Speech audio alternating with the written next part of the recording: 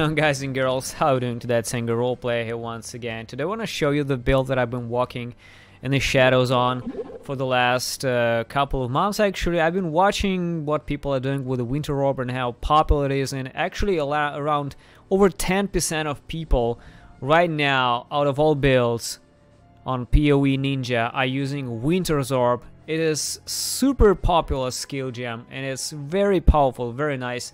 And I think it has a full potential if it won't be nerfed to completely replace Blade Warwicks or even Tornado Shot in Magic Final Blade Warwicks as the clear speed for the Elementalist. So it has a lot of potential. I've been looking into things, how to make it better. I've been looking into things, what people are doing, how they are scaling it, well, what ascendancies they're running.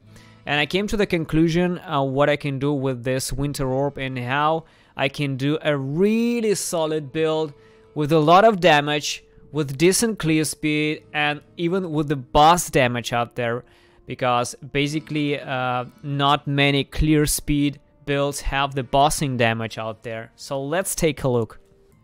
First of all, Winter's Orb is a duration based cold spell, which also scales with the cast speed, so it has different ways how you can scale this thing: by the cold damage, by the elemental damage, by crit, by duration so that the stacks will last longer, also by the faster casting so that the orb will discharge his projectiles faster. There's multiple ways how we can do this. I decided I'm gonna scale crit and flat damage, just flat cold and lightning damage in this build.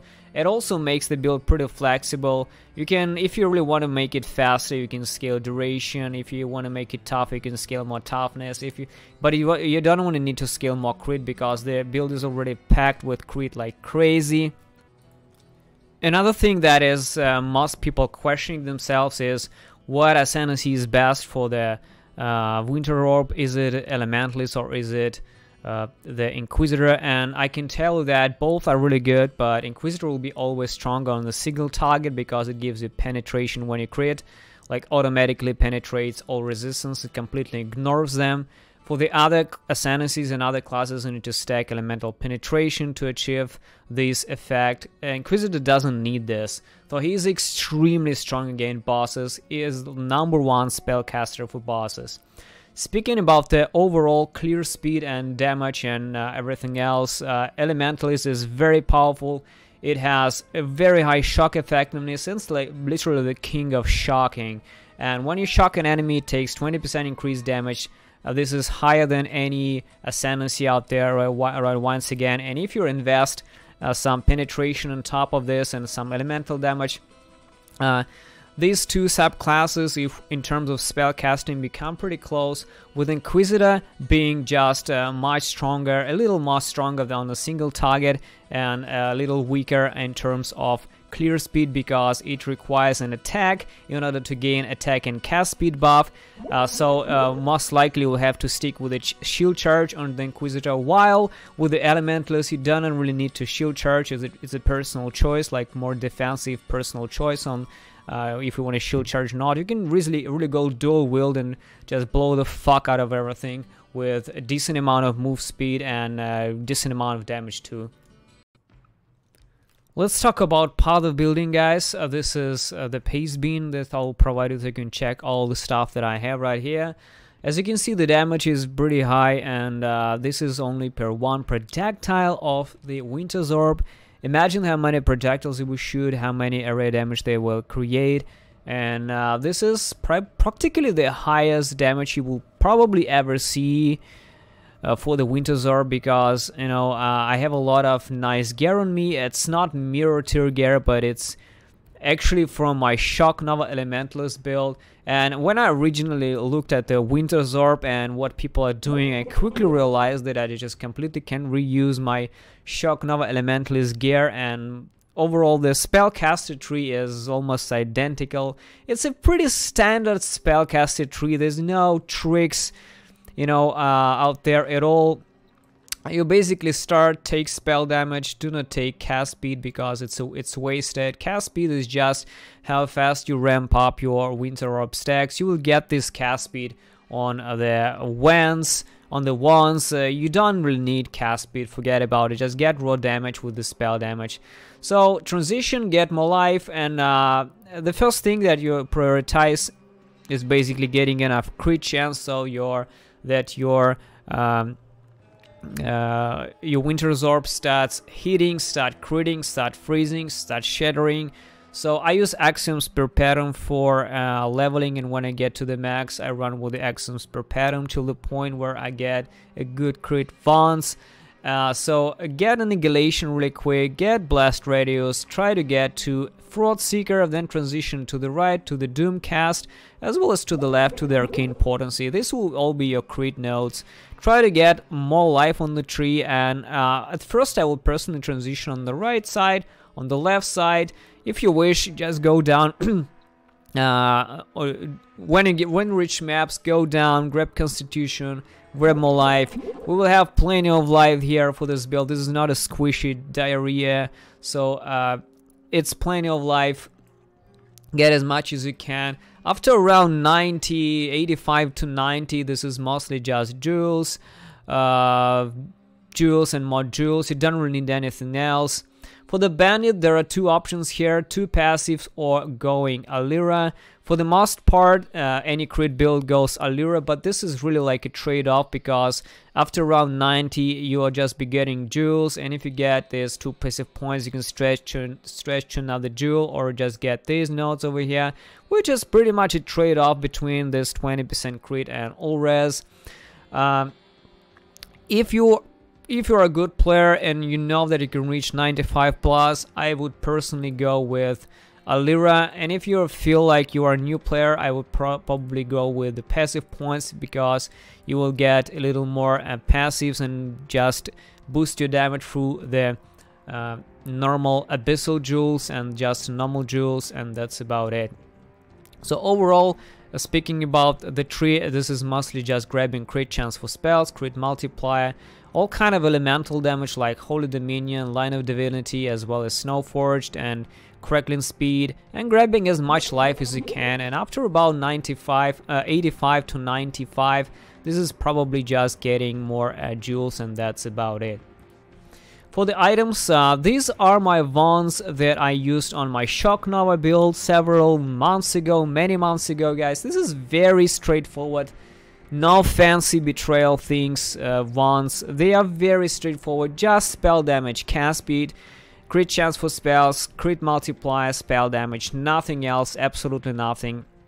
Of course, cold damage and lightning damage will benefit you greatly, because we are using Herald of Ice and Herald of Lightning, and as you can see, the lightning damage is also pretty damn good in this build. It's like half of the cold damage, but it's pretty damn respectable, even though of course cold damage will be much higher as well.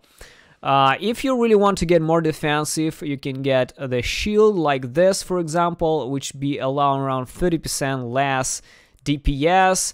It's totally up to you to decide if you want to get more defense. You can get a little of life, a little resist on the shield as well. The helmet is this, and this is a really interesting thing, because it's a cheaper helm with the helm enchant plus 2 maximum stages to Winter Orb, and this is the absolute GG. The absolute GG helm enchant for the Winter Orb. Nothing can beat this for damage. And this is crafted with a cold fossil, which gives us nearby enemies have -9 cold res, as well as cold damage to spells, which is a cheaper mod. So if you hit this cold damage to spells and minus cold res, this is the absolute GG helm you would ever find. I totally recommend trying to get this. This is GG, guys. For the body armor, there's several options. Elementalist is like a native shocker, so going in Pulsar is a no-brainer. GG. Body armor you can have for the build is absolutely fantastic. We will be shattering and shocking at the same time, because we're having lightning and cold damage. We do not run elemental focus here, that's why we'll be just completely destroying things all around. So if you can get in Pulsar, use in Pulsar. If you can't get it, just use Carcass Jack or Lore Weave. Both are great options. For the gloves, there's very interesting things. Since Incursion Temple is available once again, we can get these gloves. Increase damage with hits against shield enemies. Once again, since we're not using elemental focus, we'll be cheating the enemies with the cold damage. and this mod will be totally working for us. That's why this is the mod we will be looking for. This is the incursion. These are the incursion gloves, guys. You can only get them the incursion drop. There is also a lot of fancy mods that you can craft in the Betrayal. I personally you have them here, so if you want to take a look at this, like the non-val scales deal increased damage during soul gain prevention, and when you'll be bossing, for the most part, you will be using a Val Raiders Fire, which will be soul gain prevention phase, and this is where your non-val skills like Winter's Orb will be dealing increased damage with the absolutely crazy amount of damage at there. Another thing is this mod, which is just a normal crafted mod, increased damage during any flask effect. This is also another option that you can get on the Betrayal League, but I will leave it a little easier for this. For the boots, it's nothing crazy. Dex Life, Lightning Res, Move Speed. For the boots enchant, I recommend this. Damage leeches life and mana if you've killed recently. This will slightly help you to recover, because honestly, Elementalist is a squishy piece of shit. You just need as much recovery as possible in every situation, and I can recommend this over regen, over added lightning damage, over penetration. For the damage, you would need added lightning and penetration. For the recovery, you need damage leeches life and mana, as well as life regen. For the amulet, there are a couple of popular options, and this is actually the same amulet that I use in my Shock Nova character. This is just spell damage, cast speed, global crit, life amulet. This is great for everything and great for spellcasters too. Another interesting thing that people are using right now in the Betrayal is the Pandemonios, and this is just a super expensive trade-off for the normal crit amulet. If you can look at this, this is almost 600k. And Pandemonios is just about the same, just a little bit of stronger. And as you can see, the price will be totally different for this amulet and Pandemonios, which is about 4 exiles as far as you can understand. The rings are just pure DPS spellcasters, no brainer. Mark of the Shaper is crazy, lightning damage to spells.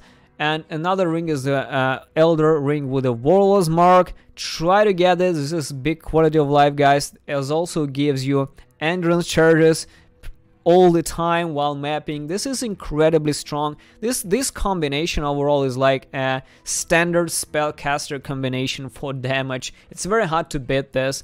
There's a lot of fancy crafted rings on the Betrayal with increased damage, crit multi. But honestly, this setup is just cheap, relatively cheap, and very reliable too. The belt is absolutely no-brainer, life res, nothing crazy. Now we come to the Abyssal Jewels and the other jewels, and there are two types of jewels that you need to use, which are basically just double crit life jewels, crit multiply with cold, global crit, as well as different kind of cold damage to spells in life. Cold and lightning damage is what you'll be looking for, preferably cold of course, because cold gives us like bigger stack of damage, because Winter's Orb is cold by its core. For the flasks, this is the ones that I'll be using right now. A Serious Promise, elemental damage is extra chaos, also leech. Wise Oak, if you want, you can balance your resistance and get Wise Oak. This is incredibly nice. Diamond Flask, also very strong because it gives us crit chance. Silver Flask, just Onslaught. We can use Cinder Swallow Urn, which is available in the Betrayal right now. It's very strong too, just mostly mobility. You don't really need cast speed, but mobility is very nice to have.